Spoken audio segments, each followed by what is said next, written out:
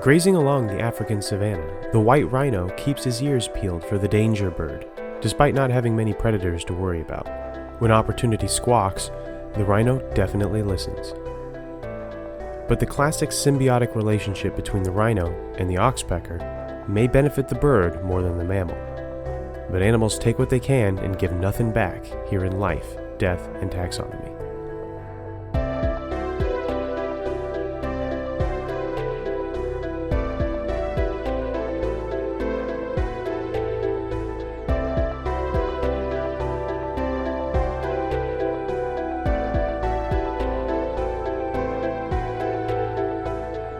Welcome back to Life, Death, and Taxonomy. It's your 30 minutes of interesting animal information.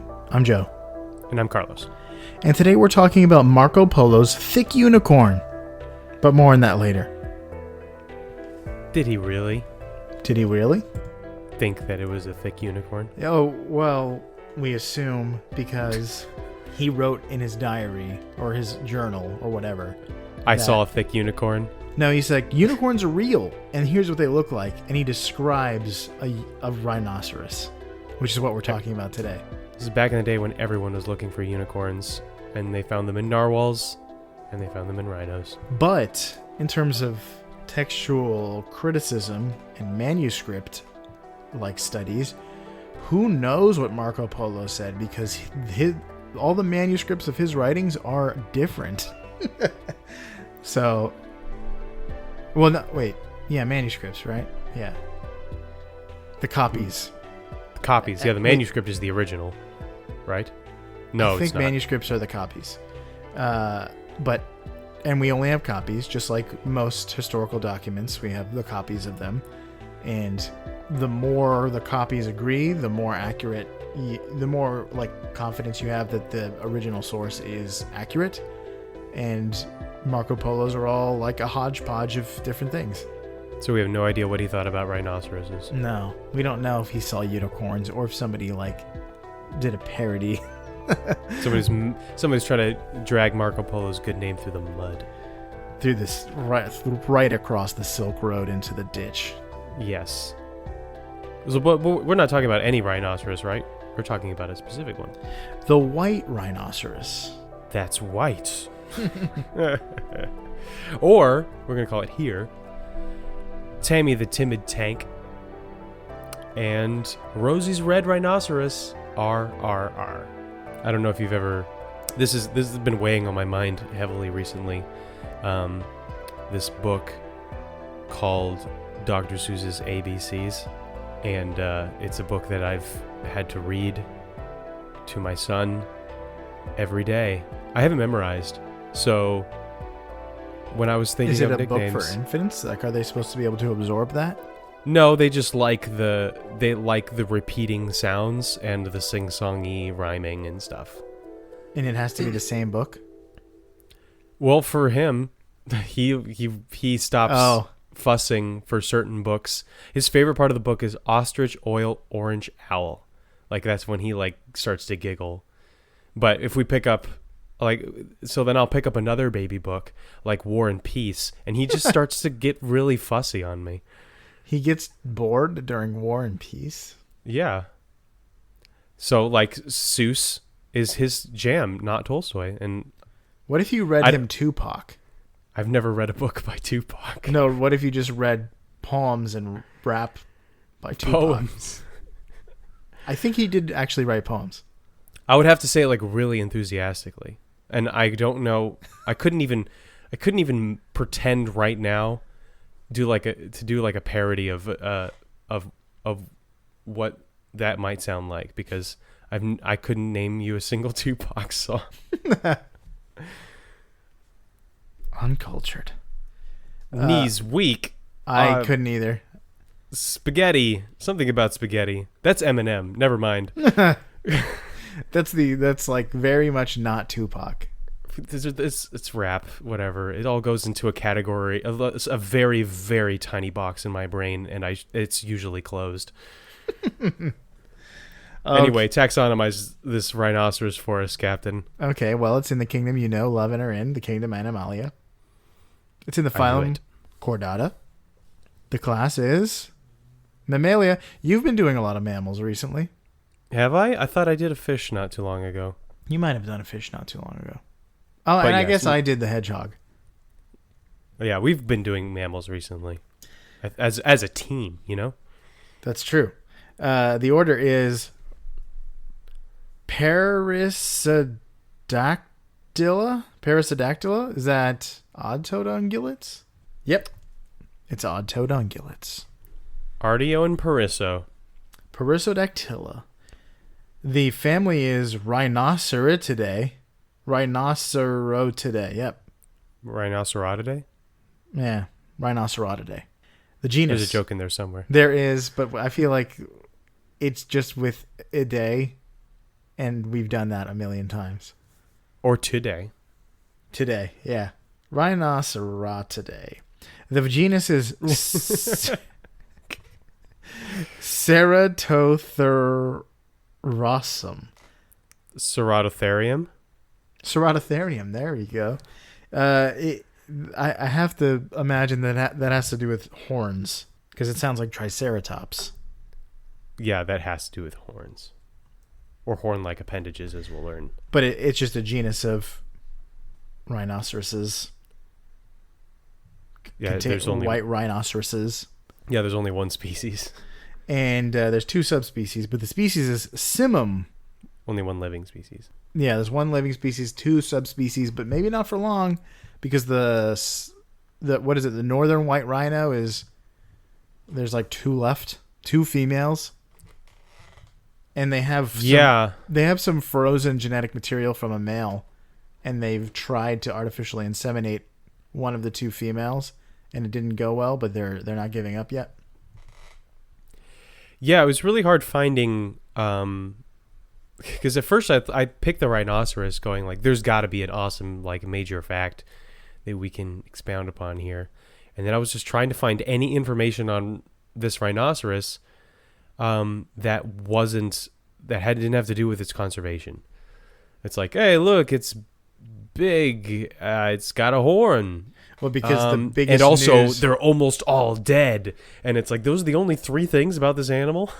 Well, the biggest news recently has been, there's only two left, and then after that it was, they're doing something like new research and new ways to inseminate the last two remaining rhinos, and everyone's waiting with bated breath to see if this subspecies is gone for good. Yeah, I think we should try to remember them how they were, which is cool animals.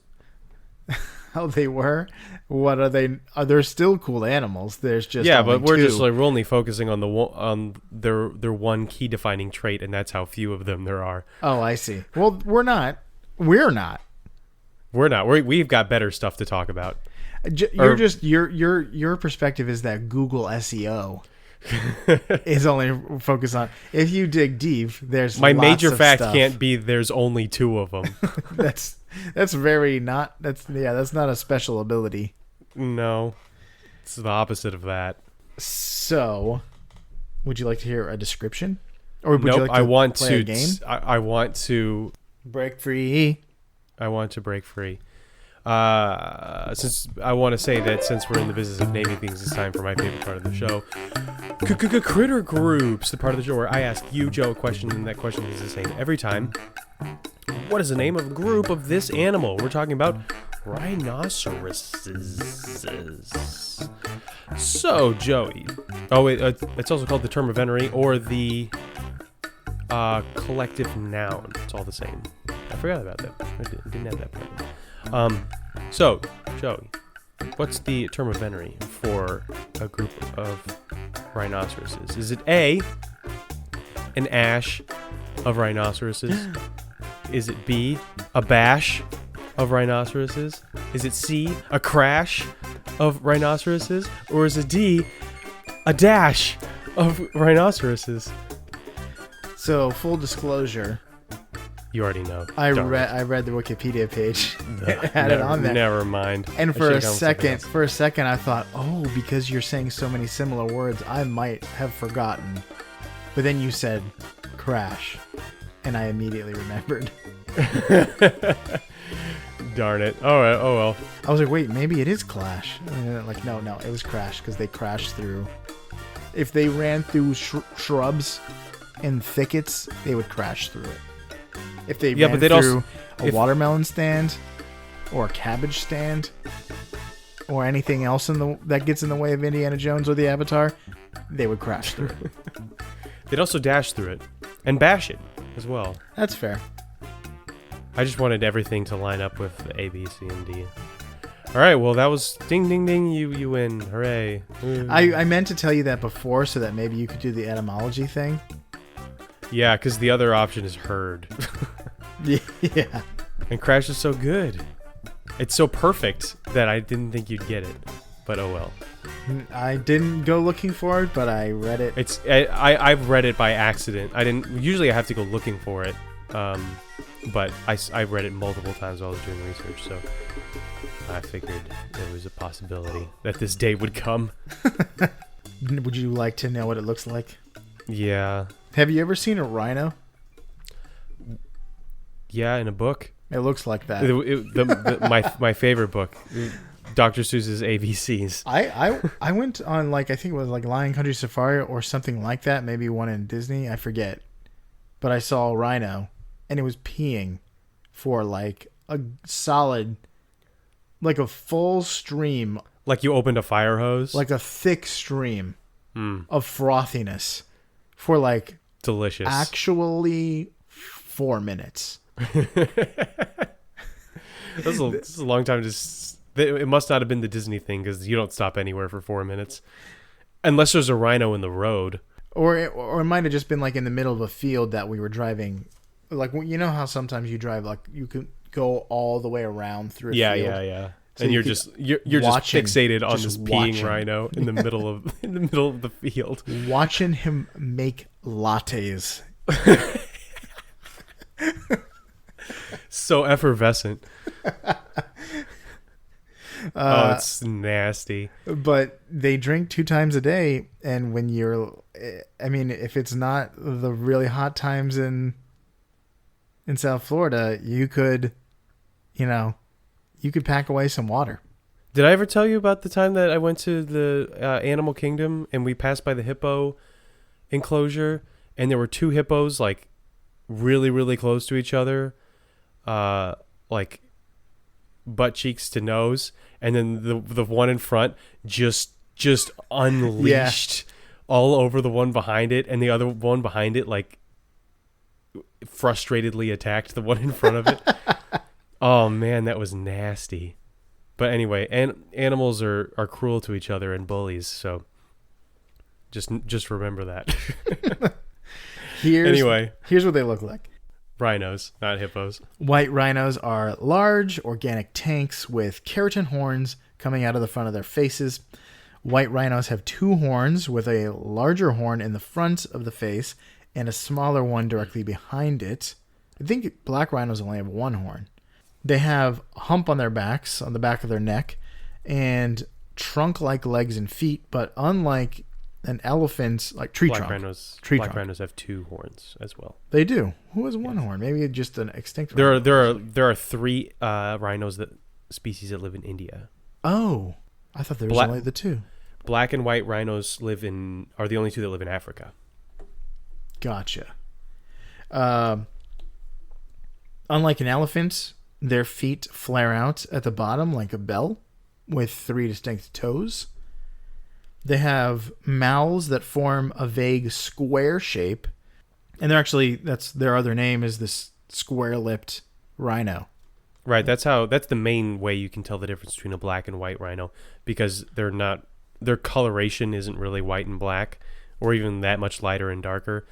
But it's you have like this square-shaped lip for the white, and then a beak-shaped lip for the black. It's actually the white rhino is a mistranslation of the Dutch word for wide, which is, I think, wide or something like that, something very close to it. And so we're like, oh, it's a wide rhino? Well, it's a white rhino. Well, white rhinos can come in a range of color from yellowish brown to dark gray, but sometimes they can be like an ashy gray, which I guess you could be like, that's kind of looking white to me in certain lights. Sure. But their skin is leathery and thick, contributing to its armored appearance.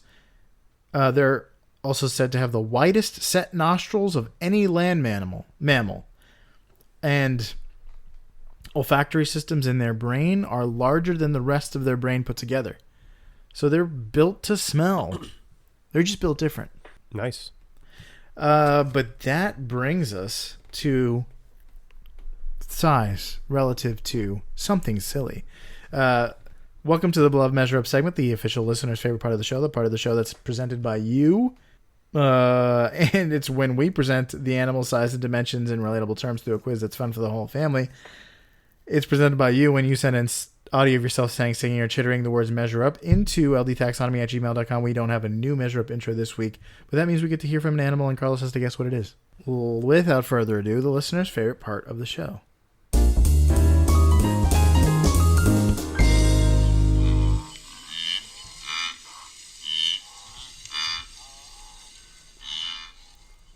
Is that A, the American bison, B, a wildebeest, C, a guar, or D, a nilgai? Do you remember the nilgai?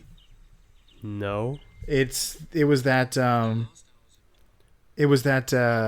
cow that with a tiny head from India. Did we cover it? No, we talked about it when we talked about the dhole. But a guar is also from India. It's the Indian bison. It's the largest bovine animal. Ooh, really? Larger than a bison? It's an Indian bison. It's very similar to or a bison. Buffalo. Whatever. American bison. Um, Wildebeest, a.k.a. water buffalo. No, water buffalo is different. No. Yours We're getting all... is fat and mine is slow. That's all I know. We are all over the place with our bovids here. You gotta have your bovids in order. COVID-19. I don't want to hear or read that ever again. I could have. That was a mistake. I should have weaved that in artfully. You know? Yeah. I just yelled a punchline. That's all. There was no joke. Dude, you just... Yeah, but it was off the cuff, so unless you had already scheduled that. I did not. Scheduled the pun. All right. I'm going to say, I guess, wildebeest. I really have no idea. I don't know what any of these things sound like. Wildebeest. I feel like wildebeest is probably a pretty good guess. Wildebeest, final answer? Yes. That's correct. Yeah. It's a wildebeest. Nice. Crocodile's favorite food. Yeah. I think we did the wildebeest once. Yeah, aren't they? They're killers when it comes. They're vindictive. No, that's the Cape. That's the Cape. Buffalo. We've done the Cape Buffalo. That's right. But the wildebeest, like, travels in like 1.5 million. Yeah. Sized herds or whatever. The Great Migration. Yeah. Let's talk length. Awesome. Oh wait, it hasn't even started yet. What? I was like, oh yes, I got measure up right. No, but you got the other thing right. Let's talk length. They're 3.7 to 4 meters, or 12.1 to 13.1 feet.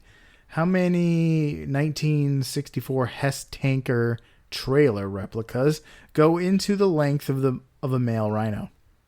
Here's a hint. Hess tanker trail? Here's a hint. Hess started to sell replicas of their trucks in gas stations in 1964. As a thank you to their customers, the 1964 Hess tanker trailer was their first, modeled after the company's first B-61 Mack truck. Only 150,000 were made, and if you have one in excellent condition, you could sell it for about $2,000. Huh. I have... And they release one every year, and I have the 1991, the year of my birth. Or at least I had it. I may have given it away not knowing it was worth $50. Oh, it's worth $50 now? Yeah. Even though like 1.4 million of those were made. I've seen those at Hess stations before. There was a commercial for a while in the 90s. So I'm figuring out how many rhinos go into the actual thing or how many models go into the Rhino. How many models go into the Rhino? Okay. It's a toy truck. Yeah. So yeah, I know. I thought you were like, how many rhinos go into the actual truck that the replica's made of? No. Okay, so the replicas, if I remember right, it's probably like I could probably say a foot. That's kind of big. They're actually smaller. I'm gonna say 22. 22? 22 trucks go into the length of a white rhinoceros. Final answer? Yep. You hate to see it. It's 13.1 trucks. Because it was a foot. The trucks are exactly a foot long. 12 inches. I knew it. I mean, I didn't. I strongly suspected it, but then I was trying to think of like the times that I had seen those trucks, and I thought I remembered them being smaller. Ugh. So I like divided it by 2, but maybe it wasn't. Anyway, you don't need to hear my dumb thought process. The answer. We don't need to hear your foot. Common Core methods. That sounds familiar. Is that a school thing? Common Core is like the new math they're doing. New math? Why would they change math? Math is math. That's why that joke is there, because there's this new Common Core math method. Oh. I guess I would only know that if I was a parent of a child going through It's kind arithmetic. of like what you do for head math, but it takes longer to show your work.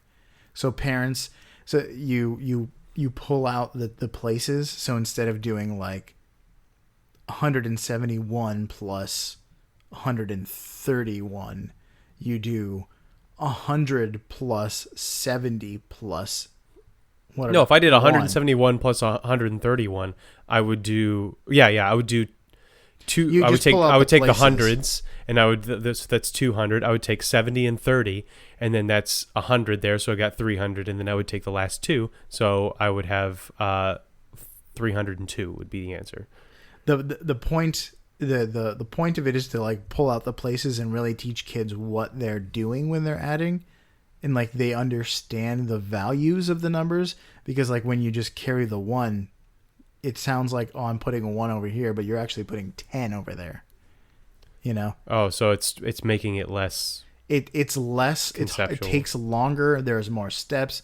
So that's why a lot of parents and even educators hate it, because we're in a transition phase. So parents don't know what they're doing when they're teaching their kids, and it takes longer, but it apparently leads to more understanding. I think the best way to master head arithmetic is just to do it a lot.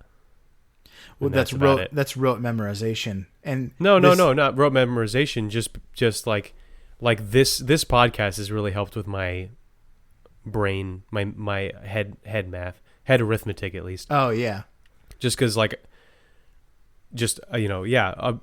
what's 156 plus 625? Like that I can, like, I have to do a lot.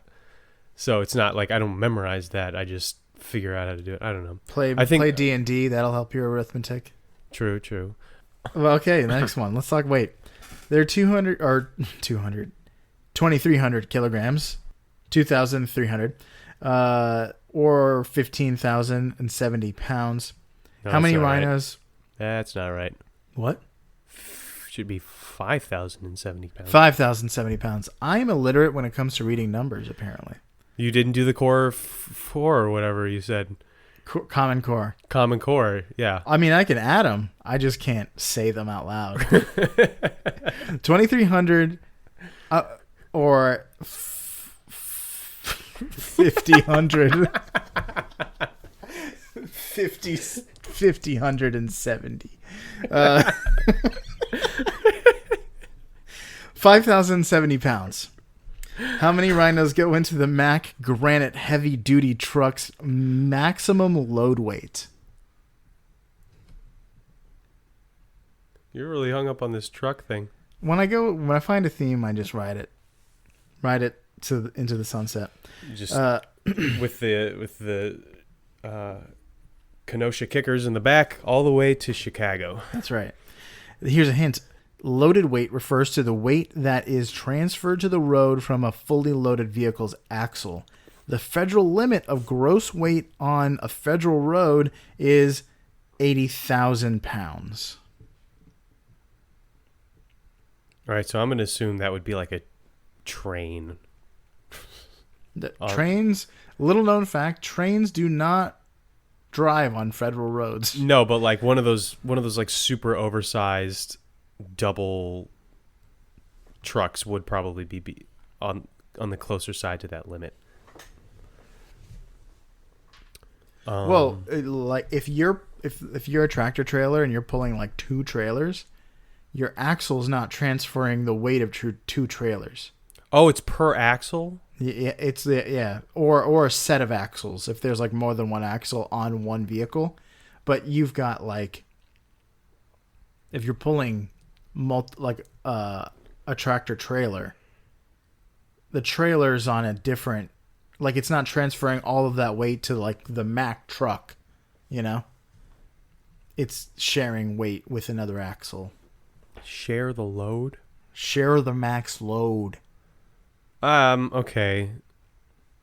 I have no idea. And I just used up all of my brain arithmetic power trying to add 171 and 131. So, I'm going to say... See, I think you anchored me. You're doing a high anchor. Throw me off. You said 80,000 is the max, so I'm going to be more likely to choose a number that's much larger than I would have otherwise chosen. Okay. I'm going to say 20,000 pounds. And that means that 4 rhinos. 4 rhinos, final answer. Yes. Well, if a Mack truck, a Mack Granite heavy-duty truck, wanted to, it could carry 18 rhinos worth of weight. Boy. The Mack Granite's max load is 92,000 pounds or 42,000 kilograms. It's more than the limit. So they don't fully load it that much because it's illegal. Oh. But it can do that. See, I thought you were anchoring me to. No, it was the opposite. Is there an opposite of anchoring? Well, you were still anchoring me, but not to throw me off. Okay. Are you ready for some fast facts? Yep. The white rhino is a herbivore grazer, which means it has a lifestyle kind of like a cow, looking for tasty grass and plants to eat. It's a true grazer, which means it mostly eats grass. They spend about half the day eating and a third of it resting, leaving 4 hours for fun stuff like mating, rolling in mud holes, and video games. Yeah. They can't play. They don't play video games, but if they do have time for it, if they wanted to. They also wear Echo Unlimited sweaters. That's true. Grown males prefer the company of their own thoughts and spend most of their time alone, pondering the universe. Same. Adolescents will hang out with one another, and with adult females, these groups can be as large as 14 members. These crashes. So rhinos have good hearing and even better smell. They don't have very good eyesight, but because so much of their brain is devoted to smell, we think that like that's that's the major sense that they use. You pretty much use your eyesight. They're all about that smell. But females reach maturity around age 6. But they can only date older boys because it takes males between 10 and 12 years to reach maturity. It takes, I'm going to say this in a way, it takes a half hour to make a baby. and and it's very funny. The mating process is silly. The males stay pretty far away from females. They don't want to get close enough for her to get angry and charge them. So they keep their distance, but if she tries to leave their territory, they will scream and run after her. They'll chase her around yelling. That's how you catch more flies with honey. I don't know. That's not a phrase. That is a phrase, but I don't understand what it has to do with. I was telling the rhino that. Oh, I see. Yeah, you catch more flies with honey. That's the phrase. Sure. Than with vinegar. Then with screams and charges. Yeah. Little unborn rhinos take about 16 months to gestate, and then newborn calves can weigh up to 140 pounds. That's quite a little baby. That is a large baby. It's not a little baby. Isn't that crazy? When I was reading or watching videos about the insemination, the science that they're trying to do to save the white rhino, the northern white rhino, the embryo they were implanting was microscopic. In the first try, it got lost in the tube on the way. They couldn't find it, and they found it in the tube. So that little embryo, that microscopic little thing, turns into a 140-pound baby at birth. That's a lot of... And it only takes 18 mitosis. months. It's a lot of mitosis. Motherhood. You know? Yeah, I know. I mean, I don't. You know. My wife knows. I mean, I've been like adjacent. You know better than me, but Bibby knows better than both of us. I've been adjacent to motherhood. Yeah. Recently. Fatherhood. Adjacent to motherhood. Since... Yeah. Your fatherhood is being very close to people who are working very hard and are uncomfortable and tired. It's a thankless job, motherhood. Thank your moms. Then it won't be thankless anymore.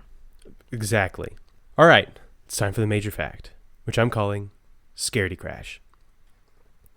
So rhinos are big, fierce, and heavily armored, as you mentioned. They are the second largest land animals on the planet, with elephants coming in first. They have huge, sharp horn-like appendages. They're not actually horns because... They're not made of bone? Right. So they are made of solid keratin, but so like the horns of bovids are keratin, but they have a bony core and they're attached to their skulls. Deer antlers are made of just bone, but the rhino's horn is not attached to its skull and is made of only keratin. So it's a horn-like appendages, but I'm going to call it horn because we don't have another word for it. So an antler is kind of more like a tooth. Yeah, and it's also shed every year, and the horns of cattle are not. Yeah. So, and they have no natural predators. They have 2-inch thick armored skin. And I'm surprised they hadn't, like, I couldn't find anything where they had like a regular natural predator. I was like, even elephants are have to deal with lions. Well, maybe lions would take a young rhino. Yeah, a young rhino. But I don't know. I still think that like lions are considered an elephant's predator, but still. So you'd think that with all of these, all this equipment and all the street cred, that rhinos would be able to just saunter across the savannah with confidence, right? But the reality is, they're pretty easily spooked. Rhinos have really good hearing, like you said.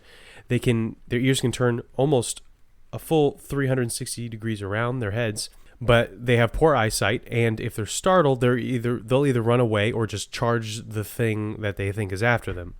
And you can watch videos of them just like charging bushes and trees and stuff like that because they don't know what's going on. But they also make use of a rare jewel in the animal kingdom: cooperation, jolly cooperation. Ooh, interspecies cooperation, that is, because a lot of animals cooperate. But this is symbiosis, one species helping another. There's a bird that they befriend called the oxpecker. So the oxpecker is a small bird that perches on the back of rhinos as they graze, and the oxpeckers get a free meal of ticks and parasites that often latch onto the rhino, because even though their skin is really thick, it's still really sensitive. So it's really helpful to have those parasites removed. And the other way it benefits the oxpeckers is that there's any animal that would attack an oxpecker is going to think twice when they're sitting on the back of a rhino. For the rhino's part, they get a nice skin cleaning, but what it really wants is the bird's natural alarm system. So if the oxpecker spots danger, it will tweet. I don't know, something like, "There's a hyena near that bush, IRL, at Rhino Dino." Oh. YOLO, lol. Oh. Okay, Grandpa. People still say lol. They do say lol, but they don't say it out loud. Do they not? They shouldn't. IRL, that's a thing people say these days. I looked that up. I know they do. I've seen a Reddit post about it. No, it'll just squawk or something, and the rhino will either run away or wildly maul the bush that they think is attacking it. And this is actually such a famous symbiotic relationship that the oxpecker is called in Swahili askari wa kifaru, which means the rhino's guard. But I mean, you probably already knew that. If you look up a picture of a rhino, there's a good chance you'll see at least one with an oxpecker on its back. But this famous symbiotic relationship may be more parasitic than you thought, because ticks suck. Literally. All of them do. But the oxpecker actually only likes to eat the ones that are engorged, because it likes to eat rhino blood. So it only eats the fat ones, leaving all of the other ones that have hopped on to be engorged, and then it eats. So it's not really doing the rhino that much of a favor.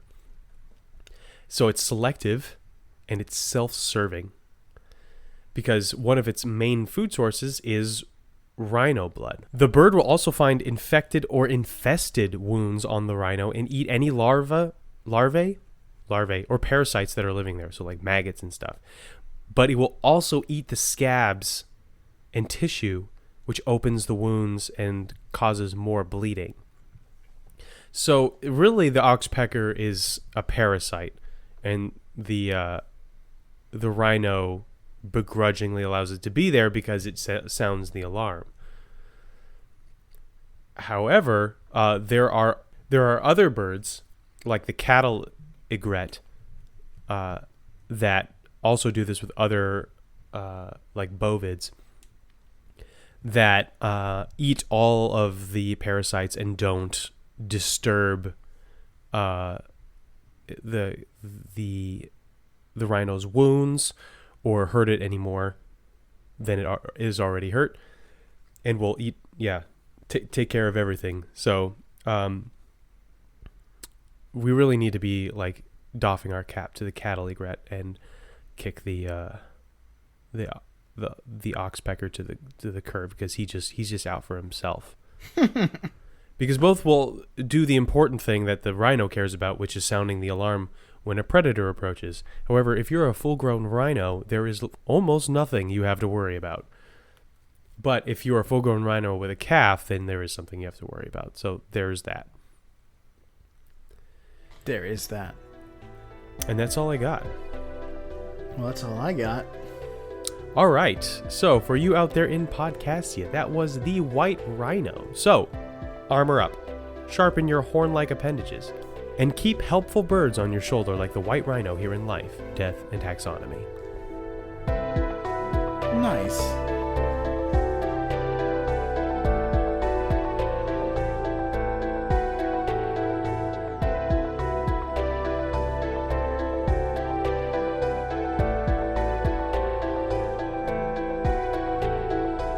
Hey LDT listeners, thanks for listening to the end of the episode. For your loyalty, you get a shameless self-promotion from us. If you haven't already, leaving a review on your favorite podcast app can really help us grow. But telling your podcast-loving friends about us is even better. Also, don't forget to send in your Measure Up intros and animal suggestions to ldtaxonomy@gmail.com. We love hearing from you. As always, thanks, most of all, for listening.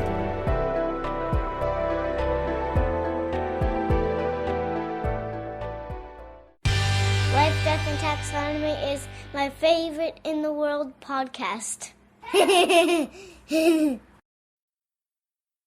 Yeah, just live your life instead of going to school. Edit that out.